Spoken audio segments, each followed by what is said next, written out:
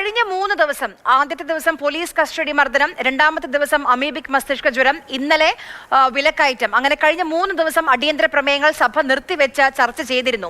നാളെ ആഗോള അയ്യപ്പ സംഗമം നടക്കാനിരിക്കെ ശബരിമല വിഷയത്തിൽ എന്തുകൊണ്ടാണ് സർക്കാർ ചർച്ചയ്ക്ക് തയ്യാറാകാഞ്ഞത്? പോലീസ് മർദ്ദനം ഉൾപ്പെടെയുള്ള വിഷയങ്ങളും കോടതിയുടെ പരിഗണനയിലായിട്ടും ഇത് ചർച്ച ചെയ്തു. ഈ വിഷയം കോടതിയുടെ പരിഗണനയിലാണ് എന്ന ന്യായത്തിലാണ് ചർച്ച ഒഴിവാക്കിയത്. മാർഷൽ വി സെബാസ്റ്റ്യൻ നമുക്കൊപ്പം വിവരങ്ങളുമായി ചേരുന്നുണ്ട്. മാർഷൽ, ഈ അടിയന്തര പ്രമേയ അവതരണാനുമതിയിൽ പുതിയ റെക്കോർഡുകൾ പിണറായി സർക്കാർ ഉണ്ടാക്കിക്കൊണ്ടിരിക്കുകയാണ്. അപ്പോൾ ഇന്ന് എന്തുകൊണ്ടായിരിക്കും ശബരിമല, പ്രത്യേകിച്ച് നാളെ വളരെ നിർണായകമായ ഒരു ദിവസമാണ്, ഹൈക്കോടതി അനുമതി നൽകി, സുപ്രീം കോടതിയിൽ നിന്ന് ഗ്രീൻ സിഗ്നൽ കിട്ടി, അപ്പോൾ എല്ലാ തടസ്സങ്ങളും നീങ്ങി നാളെ സംഗമം സുഗമമായി നടക്കാൻ പോവുകയാണ്. അതിനു മുൻപ് ഒരു കല്ലുകടി വേണ്ട എന്ന് സർക്കാർ തീരുമാനിച്ചതാണോ? ആര്യ, അതായത് 15ാം കേരള നിയമസഭയുടെ 13ാം സമ്മേളനത്തിലും ഇതുപോലെ തന്നെ പ്രതിപക്ഷം ഉന്നയിക്കുന്ന മിക്ക വിഷയങ്ങളും അടിയന്തര പ്രമേയ ചർച്ചയ്ക്ക് സർക്കാർ തയ്യാറായിരുന്നു.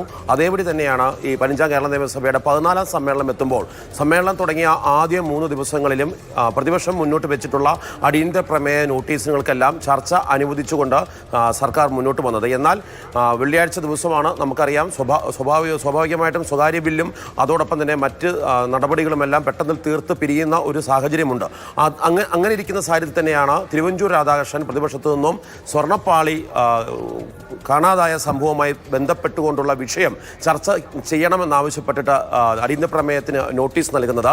സാധാരണഗതിയിൽ മന്ത്രിയുടെ മറുപടി കേട്ടതിന് ശേഷമാണ് സ്പീക്കർ ചെയറിൽ നിന്ന് ഇതിന് അനുമതി വേണമോ വേണ്ടയോ എന്നുള്ള കാര്യത്തിൽ മറുപടി നൽകുക. എന്നാൽ ഇത് തിരുവഞ്ചൂർ രാധാകൃഷ്ണൻ അടിയന്തര പ്രമേയ നോട്ടീസ് നൽകിയപ്പോൾ തന്നെ സ്പീക്കർ നേരിട്ട് ഇടപെടുകയും കഴിഞ്ഞ ഈ മാസം 17ാം തീയതി ഹൈക്കോടതിയിൽ ഉണ്ടായിട്ടുള്ള ഉത്തരവിന്റെ അടിസ്ഥാനത്തിൽ 3 ആഴ്ചയ്ക്കകം റിപ്പോർട്ട് നൽകണം ശബരിമലയിലെ സ്വർണം പാളി മാറ്റിയതുമായി ബന്ധപ്പെട്ടുള്ള വിഷയത്തിൽ. അതുകൊണ്ട് ഹൈക്കോടതിയുടെ മുന്നിലിരിക്കുന്ന ഒരു വിഷയത്തിൽ ഇപ്പോൾ ചർച്ച നടത്തുവാൻ വേണ്ടി സാധിക്കില്ല, അത് കോടതി ലക്ഷ്യമാകുമെന്നുള്ള ന്യായം പറഞ്ഞുകൊണ്ടാണ് ഈ ചർച്ചയ്ക്ക് അനുമതി നിശ്ചയിച്ചത്. എന്ന് മാത്രമല്ല, നമ്മൾ നേരത്തെ കേട്ടിരുന്നു, പാർലമെന്ററി കാര്യ മന്ത്രി എം പി രാജേഷും ഇതേ നിലപാട് തന്നെയാണ് സ്വീകരിച്ചത്. അതിലൊരു രാഷ്ട്രീയം കൂടി അദ്ദേഹം കാണുന്നുണ്ട്. അത് പ്രധാനമായി ഇങ്ങനെയാണ്: ആഗോള അയ്യപ്പ സംഗമം നടക്കുമ്പോൾ അതിന്റെ ശ്രദ്ധ തിരിക്കുവാൻ വേണ്ടി, അതിനെ അപഹസിക്കുവാൻ വേണ്ടിയിട്ടുള്ള നീക്കത്തിന്റെ ഫലമായി നിയമസഭയെ ഉപയോഗപ്പെടുത്താൻ വേണ്ടി പ്രതിപക്ഷം നീങ്ങുന്നു എന്നുള്ള ആരോപണമാണ് അദ്ദേഹം ഉന്നയിച്ചത്.